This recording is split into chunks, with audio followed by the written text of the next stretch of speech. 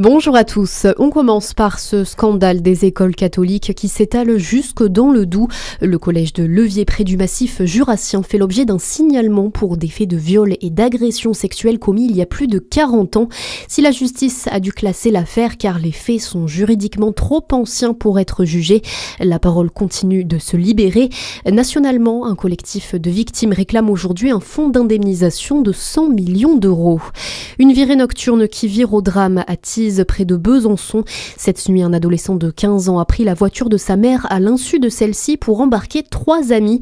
La course s'est terminée contre un compteur électrique avant que le véhicule ne s'embrase. Le jeune conducteur et un passager ont été hospitalisés.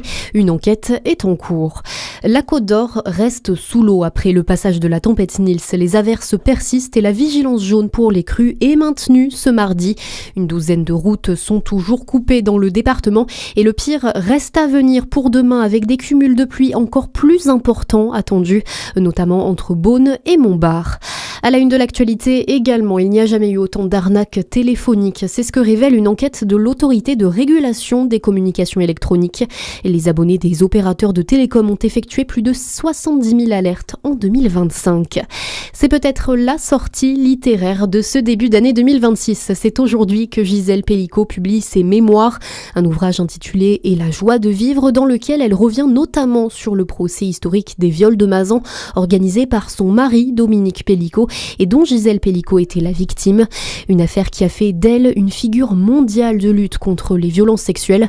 L'ouvrage est donc très attendu. Zachary Brault. Oui, un livre raconté à la première personne par Gisèle Pelicot. L'ouvrage commence le 2 novembre 2020 lorsque Gisèle Pelicot, convoquée au commissariat de Carpentras, apprend qui se cache derrière son mari Dominique Pelicot. Tout au long du livre, Gisèle Pelicot insiste sur sa volonté de comprendre la descente aux enfers que lui a infligé son mari pendant des années, mais aussi sur le procès des viols de Mazan et le soutien mondial qu'elle a reçu. Pour l'écriture, Gisèle Pelicot a été aidée par la journaliste et écrivaine Judith Pérignon, qui s'est d'ailleurs installée au domicile de Gisèle Pelicot à plusieurs reprises entre janvier et novembre 2025, l'ouvrage qui a été édité à 150 000 exemplaires en France. Et pour répondre à cette forte demande internationale d'ailleurs, le livre de Gisèle Pelicot et la joie de vivre a été aussi traduit en 22 langues. Et puis, grosse journée pour Quentin Fillon-Maillet au JO de Milan-Cortina. Le Jurassien est attendu sur les pistes à 14h30 pour le relais homme de biathlon, aux côtés de Fabien Claude, Émilien Jacquelin et Éric Perrault. Mais avant, les Francs-Comtois Laurent Multaler, Marco Hennis et Maël Tirode s'élanceront à 13h45 pour la deuxième épreuve du combiné nordique en ski de fond. La France qui peut battre son record de médailles dans des Jeux d'hiver aujourd'hui.